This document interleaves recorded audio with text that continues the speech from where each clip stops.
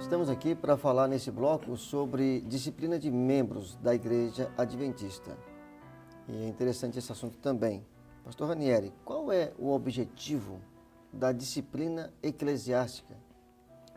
É importante a gente ressaltar aqui o seguinte: a disciplina eclesiástica, ela nunca deve assumir uma conotação de punição ao pecado. Ou seja, a igreja, muito menos os líderes ou membros da igreja, têm autoridade, absolutamente, para punir o pecado de alguém. Não tem essa conotação. Na verdade, a disciplina eclesiástica, ela é uma iniciativa da igreja, né, orientada pela Bíblia, é uma prescrição bíblica, né, o exercício da disciplina, com o objetivo de salvaguardar o nome, a reputação da igreja e, principalmente, ajudar uma pessoa que está sob o risco de apostasia, de incorrer num pecado grave, ajudar essa pessoa a ter a sua vida espiritual, sua vida cristã completamente restabelecida. E quais seriam as formas da disciplina do membro? A Igreja Adventista pratica a disciplina de duas formas, né? A primeira delas é através de um voto de censura, quando a pessoa recebe uma censura por um comportamento, ou um pecado, ou uma atitude que trouxe vergonha para a igreja, ou que a coloca em risco de apostasia. Então, essa pessoa recebe uma censura, um voto de censura. Ela não perde a sua qualidade de membro, mas fica com algumas limitações em termos de atuação na igreja. É um voto de censura por um período de tempo determinado. A segunda forma de disciplina é a remoção do nome da pessoa da lista de membros. Já seria uma situação extrema. o extremo da disciplina. Deve ser a última, né, o último passo a ser dado no processo de disciplina, quando todos os outros foram dados anteriormente. Então, a pessoa tem o seu nome retirado da lista de membros. Essa pessoa, então, perde o privilégio da condição de membro da igreja. É o que a gente chama de remoção. Alguns chamam de exclusão. A gente evita o termo exclusão porque hoje não tem a palavra exclusão. É um termo que está em desuso, né? Nesse novo manual. Né? E a gente fala muito sobre inclusão social. Exatamente. Então, o termo exclusão, ele dá uma conotação negativa. Mas não deixa de ser a exclusão do nome da pessoa da lista de membros. Que hoje a gente usa remoção. O outro cuidado que a gente tem que ter é o de não dizer assim, fulano de tal foi excluído da igreja ou foi removido da igreja. A pessoa nunca é excluída da igreja, nem removida da igreja. Qualquer pessoa, independente da sua condição espiritual, da sua profissão religiosa, ela pode estar dentro da igreja e participar dos cultos da igreja. Agora, o que é excluído ou removido é o nome da pessoa da lista de membros. Só que para chegar a esse momento da disciplina do membro, ou por censura, ou por remoção do rol dos membros, nós temos que seguir alguns passos, e como você comentou aí, são até baseados na própria Bíblia. Quais seriam esses passos para chegar nesse momento da censura? Exato. Em síntese, eu diria o seguinte. Bom, em primeiro lugar, a gente tem que lembrar o seguinte: uma pessoa que vai ser submetida ao processo de disciplina da igreja é uma pessoa que já está enfrentando uma crise. Ela cometeu um deslize na sua vida espiritual, na sua vida social. É uma pessoa que já está enfrentando alguma repercussão, talvez familiar, social, entre os amigos. Então, é uma pessoa que já está vivendo uma crise. Então, a igreja precisa ter todo o cuidado para não agravar essa crise. O processo de disciplina tem que ser realizado como uma expressão, uma demonstração de cuidado, de amor, de preocupação. Infelizmente, muitas vezes, não é isso que acontece. Às vezes a igreja ou alguns líderes da igreja atuam com aquela ideia de punição, etc. Então isso só agrava mais e perde-se completamente o objetivo da disciplina, que é o da restauração, o da trazer a pessoa de volta à comunhão com Deus e com a igreja. Então, dentre os passos que são dados, isso inclui visitação, a pessoa precisa ser visitada, precisa ser feito um trabalho de recuperação com essa pessoa, né? Ao se reunir a comissão da igreja para estudar o assunto da disciplina da pessoa, a pessoa tem que ser comunicada que o seu nome vai ser analisado, o seu caso vai ser analisado na comissão da igreja. Uma comissão de igreja nunca, eu vou dizer de maneira mais clara, nunca poderia tratar de um assunto de disciplina de um membro sem que esse membro tenha sido notificado disso. Isso é antiético, é anticristão. Antilegal. E pode até trazer implicações né? legais, exatamente. É legal. Então, a pessoa tem que ser comunicada, avisada a tal dia, tal hora, a comissão vai se reunir. A pessoa é notificada de que ela poderá comparecer à comissão da igreja. Tem direito de defesa? Tem direito de defesa. Ela pode levar, inclusive, testemunhas que falem em seu favor.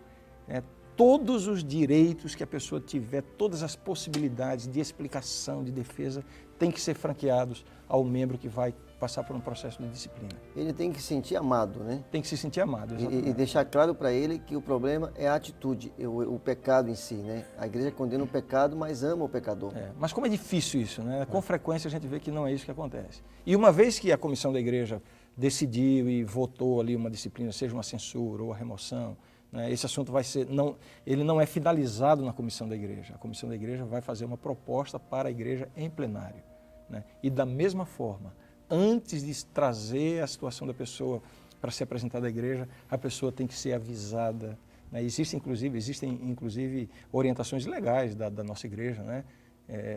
Algumas uniões, associações têm escrito até uma carta padrão para enviar para a pessoa, etc.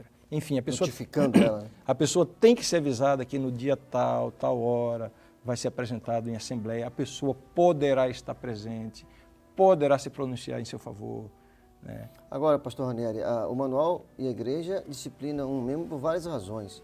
O manual fala dessas razões? Sim. De que se pode disciplinar um membro? Exatamente. Então, está aqui no capítulo... Parece que na página 64. Página 64, exatamente. Eu não vou ler todas as razões, mas é importante que todos saibam o seguinte. Na página 64, há uma lista com o título assim... aparece 13. Razões para a disciplina. São 13 razões. Itens. É uma inovação do manual também, uma alteração que houve nessa edição do manual. Nas edições anteriores, nós tínhamos uma relação com 12 itens. Então, agora houve o desdobramento de uma delas, uma ênfase em relação à questão de abuso sexual, e esses 12 itens se transformaram em 13. Então, aqui estão as razões pelas quais um membro poderá sofrer uma disciplina da igreja. Um membro disciplinado, ele pode ser transferido para outra igreja?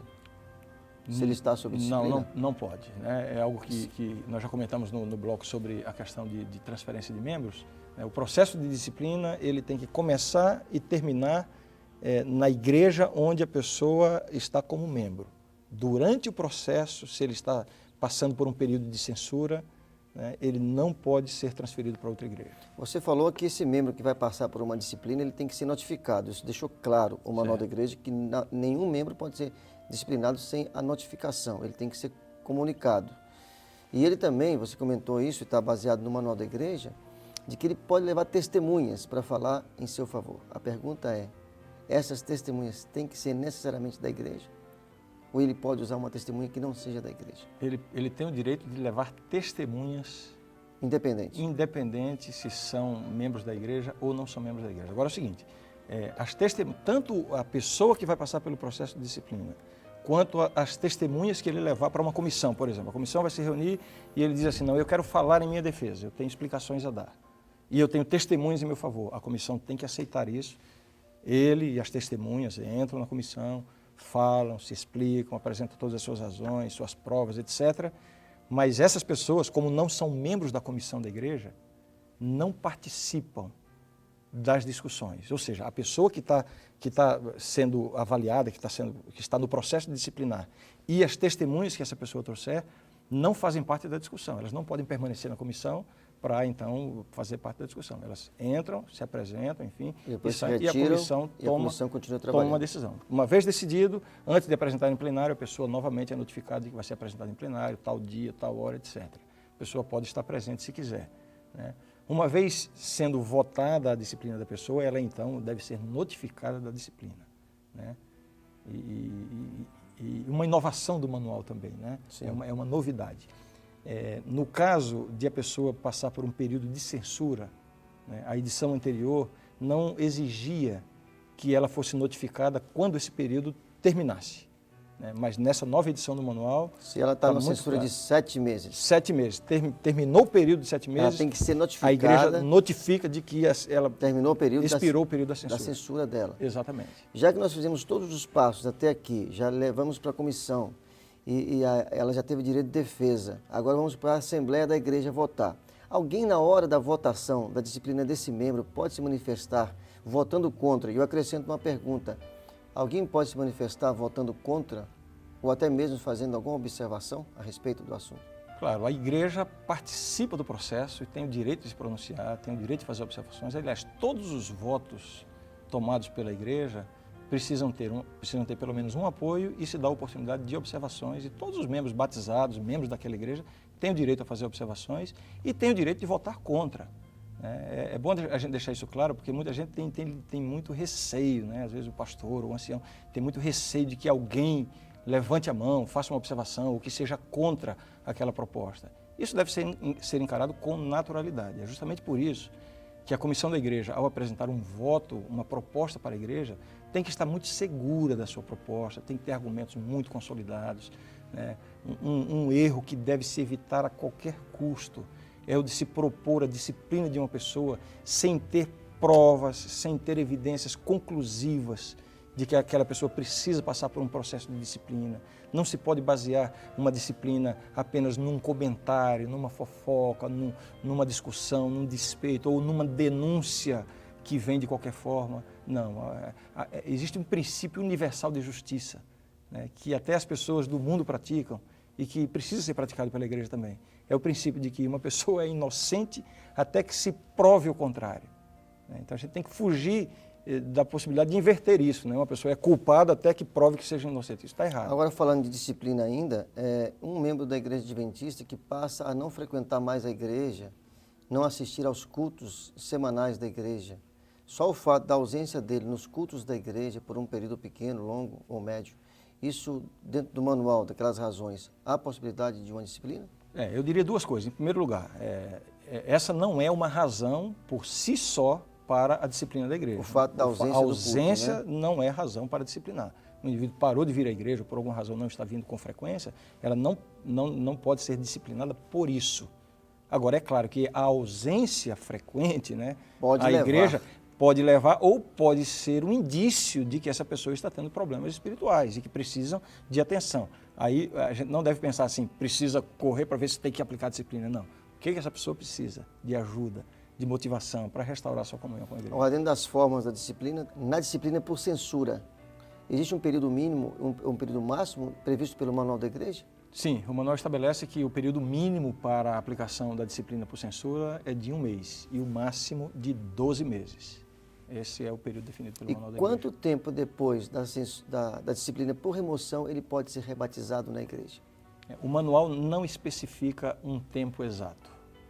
A edição antiga do manual deixava muito claro, e esse princípio permanece na nova edição, tempo suficiente para que as questões... Prove que houve para que as questões que envolveram a remoção sejam resolvidas, né? Na edição nova do manual, a inovação é que diz que esse tempo é definido pela reunião administrativa da igreja, a comissão administrativa da igreja. Exatamente. Ok. Agora, uma última pergunta, pastor Ranieri. Um membro da igreja, por ele mesmo, ele pode pedir a sua remoção? Sim, ele pode. Esse é um assunto que a igreja tem que tratar com muita cautela. Não é comum acontecer, não claro. Não é comum acontecer. Eu mesmo, no meu ministério, tive um caso ou dois. Eu já tive algumas situações assim, mas não é comum acontecer e a igreja deve tratar com muita cautela. Isso aqui não é um conselho meu, o manual deixa claro que a igreja deve tratar com muita cautela. Uma pessoa que pede o seu desligamento da igreja, essa pessoa deve estar passando por uma crise espiritual, por alguma situação. A igreja deve procurar essa pessoa, deve fazer todo o possível para restabelecer a comunhão dessa pessoa com a igreja. Agora, nós temos que respeitar o direito que o indivíduo tem, da mesma forma como nós respeitamos o pedido dessa pessoa para se tornar membro da igreja e a batizamos. No momento que essa pessoa quiser o desligamento, ela tem esse direito. Agora, esse pedido tem que ser feito por escrito. Por uma questão também de seguridade para a igreja. Exatamente. Se a pessoa está pedindo, tem alguma razão. Então, se é uma razão estritamente pessoal, não é uma razão pública, não é um pecado, uma transgressão pública, que pelo menos não veio a público, e a pessoa está se antecipando, por exemplo, a uma situação dessa, se for o caso, a pessoa faz o pedido por escrito, esse pedido é levado à comissão da igreja, e o manual da igreja diz o seguinte: ao se levar esse assunto para o plenário, para ser votado, é apresentada a solicitação do próprio membro, mas nesse caso não se abre para discussão pública. Quer dizer, se a pessoa está solicitando é porque ela tem uma razão muito privativa. E essa privacidade deve ser respeitada diante da igreja. E eu coloco para você mais uma vez que esse assunto você pode conhecer mais sobre ele no capítulo 7 a partir da página 58 desta edição que nós estamos analisando com você aqui, juntamente com o pastor Ranieri.